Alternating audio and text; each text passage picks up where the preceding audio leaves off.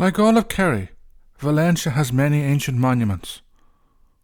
In Ireland, traces of the past are all around us. However, sometimes the larger monuments, such as passage tombs or large castles, get all the attention, while smaller places go ignored, when you can actually find astonishing things in these places. This video is about this, about a small graveyard I visited in Valentia, where I found a lot of hidden history. Certain aspects of Valentia's history are well remembered, notably the transatlantic cable and the planning of Knightstown by the Knight of Kerry. However, the island's history goes back much further, many thousands of years in fact. This video will look at forgotten parts of its history. Kilmore medieval church and graveyard, a small but beautiful place. It holds many secrets. Furthermore, it may be the only place on Valentia which was used both when the MacCarthys held the island, roughly speaking from the 11th century to the end of the 16th, and after the arrival of the Knights of Kerry, who first became associated with the island at the end of the 18th century. I should mention that I will use the name Kilmore, not Kilmore, which sometimes appears, spelt with a Y, as the former is more faithful to the original Irish. Kilmore Church and the graveyard of the same name go back far into medieval times. One of the earliest references to it, if not the earliest, is from the beginning of the 14th century. Darnary Church, a bad transcription of Darver, was included in the papal taxation lists for 1302-06 for the Diocese of Ardfert. Part of the graveyard is also medieval. Indeed, various survivals of the medieval era can still be found in a graveyard today, such as small stones with holes in them, or others with engravings. It's not known exactly when Kilmore Church was built. However, it was in use by the 14th century, and it very possibly dates back further. It was thus in use when MacCarthys held the island. Indeed, it was built in land held by MacCarthy More himself. This consisted of the southeast of the island, a small strip running from Kilbeg Mountain to part of Ballyherney West Townland, also covering what is now Knightstown. The majority of the island was divided between two MacCarthy septs, Slick Donald Vrick and Slick Cormac of Dungill. However, since MacCarthy More also held Begnish Island and had a castle in Ballycarbery, he held very valuable fishing rights at the mouth to Valentia Harbour. Although Kilmore Church has long been in ruins, the graveyard is still in use. A new part has been added, but in the old graveyard modern and medieval graves are intermixed. Indeed, it is probably the part of Valentia that has the longest continuous use, going back 700 years, if not more. As mentioned, Kilmore Church seems to date back to the 14th century. It is possible that it was built on or near an older structure. It was certainly not the first church in the island. This was actually probably on one of the various monastic sites around the island. Moreover, the first church for the people of Valentia, as opposed to a monastic oratory, would have been wooden and later replaced by a stone building. However, where was this wooden church? Was it on the Kilmore Church or near? Probably only an excavation can answer this question. However, some evidence can be found in names. The name of the church and graveyard is Kilmore, or Kilvore, the big church in Irish. It is now in a townland called Farranray. The next townlands are Kilbeg East and West, in which Kilbeg Mountain can be found. In Irish, its name is Kilviog, or Small Church. As I've mentioned, Kilmore Church is now badly ruined. In the 19th century, one surveyor said its walls were 11 feet high. In other words, a little over 3 meters. Now, on average, they're just over 1.5 meters high, or around 4.5 feet. In the meantime, the church must have suffered damage from weather, from time, though the ground level has also risen, partially due to burials. Like most churches of the time, Kilmore is rectangular. It measures 12 metres by 5.3 metres internally. Part of the south wall has collapsed. The walls are made, to use a technical term, quote, roughly faced split stone masonry, end quote. Interestingly, there was some white quartz facing. White quartz is found in many early Christian sites associated with pilgrimage, but also some old megalithic sites. Near the west end of the northern wall, there is a 2-metre opening, which may be the original doorway.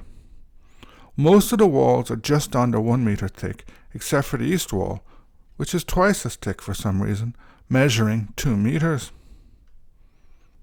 As mentioned previously, the earliest records of the church seem to date from the beginning of the 14th century. However, after that, mentions of it are sporadic. Its name also varies, sometimes appearing as Kill.com.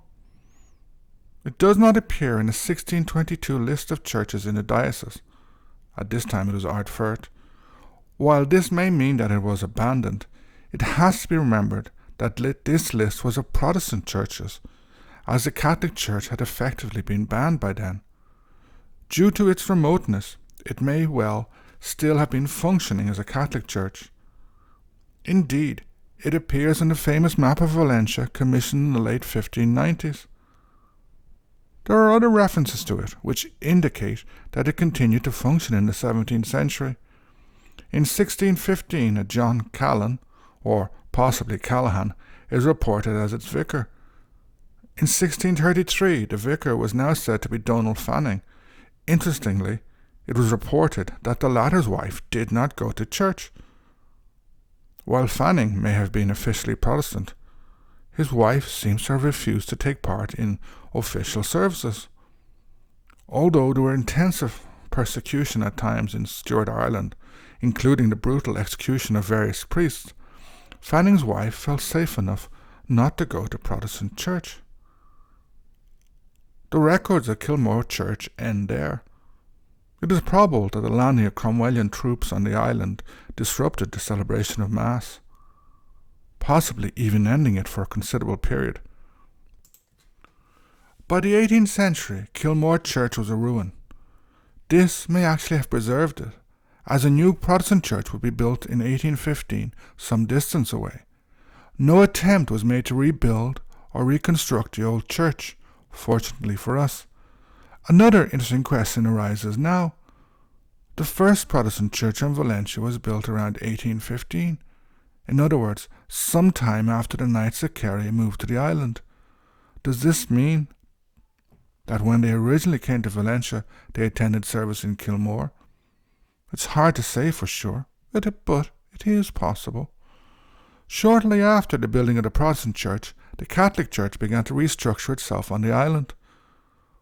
The Catholic parish of Valentia was created around 1819. Probably a church was built on the island shortly afterwards. Of the two Catholic churches in Valentia now, the one in Chapeltown dates to 1939, while the one in Knightstown is older, dating back to 1914-1915. Now, let us look at the graveyard. It contains a surprising number of graves. These consist of 20 tombs, 570 headstones, 35 grave slabs, and 1,028 unnamed grave markers. Since many of the headstones and grave slabs and tombs contain more than one body, probably more than 2,000 people are buried there, at a conservative estimate. In terms of the unnamed grave markers, the archaeologists who surveyed the cemetery recently point out that this is a very high number. They compare it with the 1,290 found in Sugrena. This, it should be pointed out, was used to bury the many poor souls who died in Bahak's workhouse. Another interesting point is the high number of footstones. 126 can be found. This is the highest number in Kerry. It is suggested that this is due to the large number of British people who moved to the island due to the cable station and the Coast Guard, bringing their own burial traditions with them. Now, let us turn to the medieval aspects that still can be found in the graveyard. There are 14 stones with carvings, 5 whole stones, and 14 notched headstones. A word of warning, it's awful difficult to find these as the grass and other undergrowth can obscure them, especially in the summer. I visited the graveyard recently, and it was difficult to get into the ruins of the church.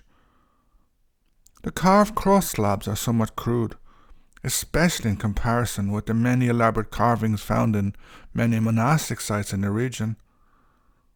They are made on what are technically called unhewn stones.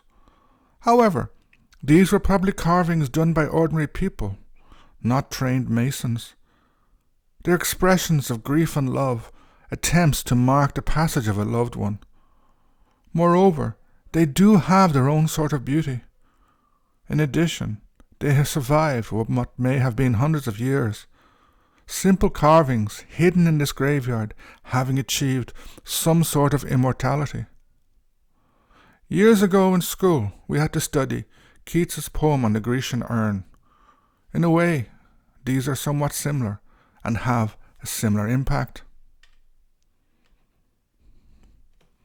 Little is known or studied about the notched headstones or whole stones.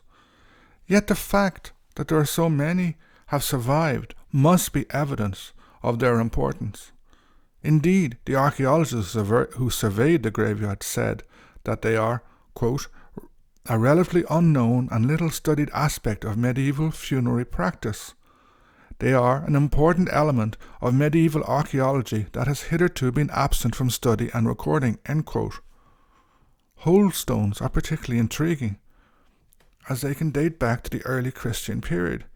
Indeed, there is one in a monastic settlement in Knightstown, Valentia. The ones in Kilmore would not be as old as that, but it is evidence of the continuation of a religious or funerary practice until medieval times, one that seems to have been lost. There are 5 whole stones in the graveyard, though 2 have been broken, so it's hard to distinguish them from the notch stones.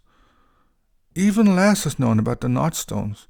14 of these still exist, often hiding beneath the foliage and in danger of being broken or pushed over.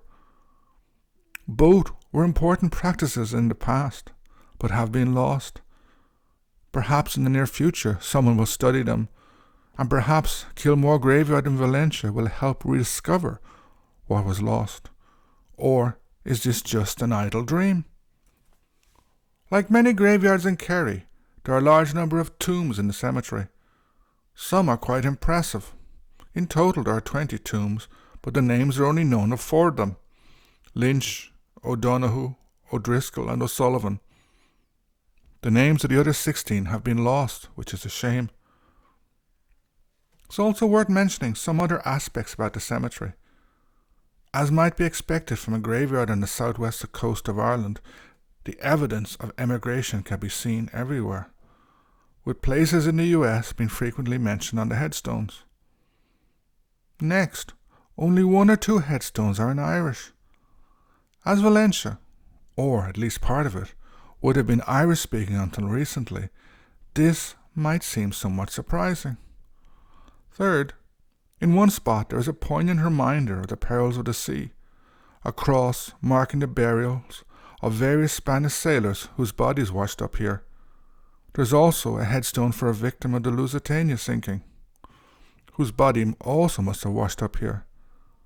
Perhaps my favourite is the grave of John O'Sullivan and his wife and children. Located at the top of the graveyard, the stone boldly proclaims that O'Sullivan was a Fenian of 1867. I think a whole video is possible about him after a lot of research, but he must have been one of those involved in the 1867 Fenian uprising in Carsavine, led by fellow Valentia man John James O'Connor. Both Kilmore Church and graveyard are overgrown, especially in the summer. However, they are still visited quite frequently. Although a new part of the graveyard has been opened, the old one remains in use. Both church and graveyard are old, they are simple. Nonetheless, Kilmore is a tranquil and indeed beautiful place, with a lovely view of Valentia Harbour. Like the majority of Kerry graveyards, it has been surveyed, and there is a board outside the cemetery with a map locating the graves where the names are known. In addition, a report is available online about the cemetery, including photos of all the tombs and graves. For those interested, the report of the Archaeological Survey of the church and graveyard is available online. The link is in the notes. Even if you have no link to the island, Kilmore Church and Graveyard are worth visiting. As I said, it is a peaceful place, one that contains some hidden insights into a past that has been lost to us, such as the hold or notch stones and the various carvings. There are also more recent things to discover. Indeed, the cemetery is a social history of the recent past of Valentia, as it contains a large number of graves of non-Irish who came to work in the cable station, the grave of John O'Sullivan, and the victim of the Lusitania are also evidence of other histories. Thanks for watching. Please subscribe to the channel. If you can, please help support it by contributing. The link is in the notes. See you soon.